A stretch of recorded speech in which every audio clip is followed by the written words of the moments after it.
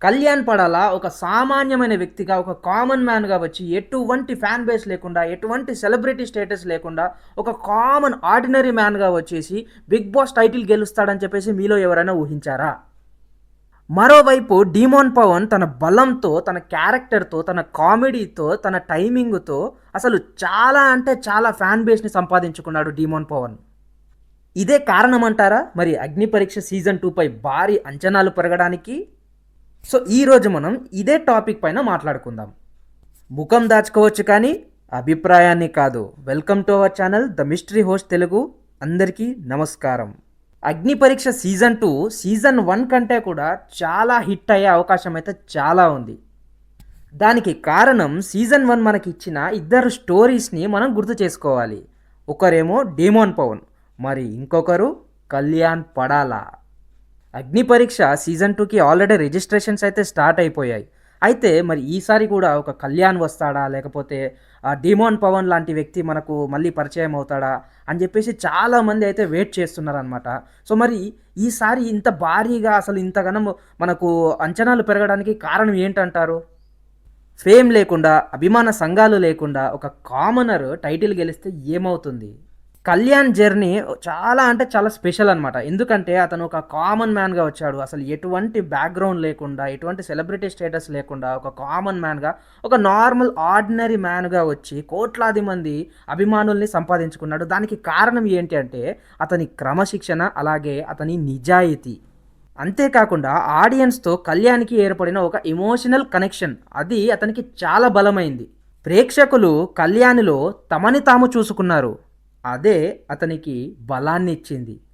అందుకే ఇప్పుడు చాలామంది ఇలా అనుకుంటున్నారు. అరే! నేను కూడా ప్రయత్నిస్తే సాధించగలను. ఇదే అగ్ని పరీక్ష యొక్క అసలు విజయం. ఇప్పుడు మనం డీమోన్ పవన్ గురించి అయితే మాట్లాడుకుందామనమాట. సో డీమోన్ పవన్ ఎందుకు స్పెషల్ అంటే అతను గెలవకపోయినా కూడా మన మనసుల్లో ఉండిపోయాడు. చాలామంది ప్రేక్షకుల గుండెల్లో ఉండిపోయాడు. నా అభిప్రాయం ప్రకారం డీమోన్ పవన్ ఒక బలమైన కంటెస్టెంట్ మాత్రమే కాదు, అతను ఒక కంప్లీట్ ఎంటర్టైనర్ అని కూడా చెప్పవచ్చు. ఎందుకంటే టాస్కులు వచ్చినప్పుడు డీమోన్ పవన్ తన బలాన్ని చూపించాడు. అలాగే చాలా చాలా సరదా సందర్భాల్లో డీమోన్ పవన్ తన కామెడీ టైమింగ్తో చాలామంది ప్రేక్షకులను నవ్వించాడు. డీమోన్ పవన్ ఓడిపోయినా కూడా తల వంచలేదు. అందుకే ఇప్పటికీ చాలామంది డీమోన్ పవన్ని గుర్తు చేసుకుంటూ ఉంటారు. గెలుపు ఒక్కటే విజయానికి గుర్తు కాదు, ప్రజల గుండెల్లో ఉండిపోవడం కూడా ఒక విజయమే అని డీమోన్ పవన్ చూపించాడు. అయితే ప్రేక్షకులు సెలబ్రిటీలను ఇష్టపడతారు, కానీ కామనర్లకే ఎందుకు ఎక్కువగా కనెక్ట్ అవుతారు? ఎందుకంటే వాళ్ళు కూడా మనలాంటి వాళ్ళే. వాళ్ళ కష్టాలు, వాళ్ళ బాధ్యతలు, వాళ్ళ కలలు అన్నీ మనకు దగ్గరగా ఉంటాయి. ఒక రైతు, లేదంటే ఒక చిన్న వ్యాపారి, లేదంటే ఒక టీచరు, ఇలాంటి ఒక మధ్య తరగతి కామన్ పర్సన్ ఎవరైనా గెలిస్తే మనమే గెలిచాము అన్నట్టుగా ఫీల్ అవుతారు. అందుకే ప్రేక్షకులు కామన్ పర్సన్స్కి ఎక్కువగా కనెక్ట్ అవుతూ ఉంటారు. అందుకే అగ్ని పరీక్ష సీజన్ 2 పై భారీ అంచనాలు పెరిగాయి. ఈసారి మరో కళ్యాణ్ వస్తాడా, లేదంటే ఒక డిమాన్ పవన్ లాంటి వ్యక్తి మళ్ళీ పుట్టుకొస్తాడా అని చెప్పేసి చాలా క్వశ్చన్స్ అయితే ఉన్నాయన్నమాట. నా అభిప్రాయం ప్రకారం ఇదే కారణం వల్ల ఈసారి సీజన్ 2 పై భారీ అంచనాలు అయితే పెరిగాయి అన్నమాట. ఎందుకంటే ప్రేక్షకులు ఇప్పుడు కేవలం ఒక ఎంటర్టైన్మెంట్ని మాత్రమే కోరుకోవడం లేదు, కంప్లీట్ రియాలిటీగా ఉండే ఒక వ్యక్తిత్వాన్ని కూడా చూస్తున్నారన్నమాట. నిజమైన కథలను చూడాలనుకుంటున్నారు. సామాన్యమైన ప్రజలు గెలిస్తే వాళ్ళతో సెలబ్రేట్ చేసుకోవాలనుకుంటున్నారు. సో ఇదే రీజన్ వల్ల అగ్ని పరీక్ష సీజన్ 2కి గత సీజన్ 1 కంటే కూడా ఎక్కువగా వ్యూవర్షిప్ అనేది రావడానికి ముఖ్య కారణం అనమాట. మరి అలాంటప్పుడు సెలబ్రిటీలు అసలు అవసరం లేదా అని అనుకుంటే మాత్రం సెలబ్రిటీలు మాత్రం ఖచ్చితంగా అవసరమే. అసలు సెలబ్రిటీలు లేకపోతే ఈ బిగ్ బాస్ షోనే లేదు. వాళ్ళ ఎక్స్పీరియన్స్‌తో, వాళ్ళ కామెడీతో, వాళ్ళ ఎంటర్‌టైన్‌మెంట్‌తో షోకి స్పెషల్ అట్రాక్షన్‌గా నిలిచేది సెలబ్రిటీసే.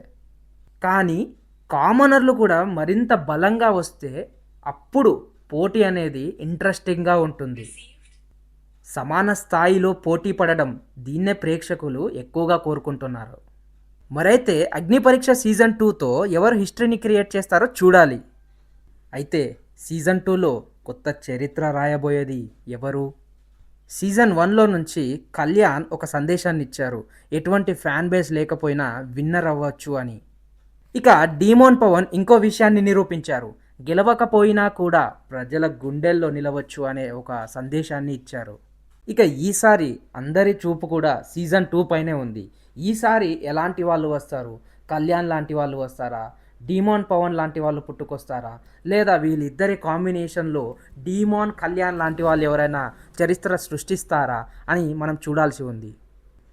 మరి మీ అభిప్రాయం ఏమిటి? మీ ఫేవరెట్ కంటెస్టెంట్ కళ్యాణా, లేకపోతే డీమాన్ పవనా?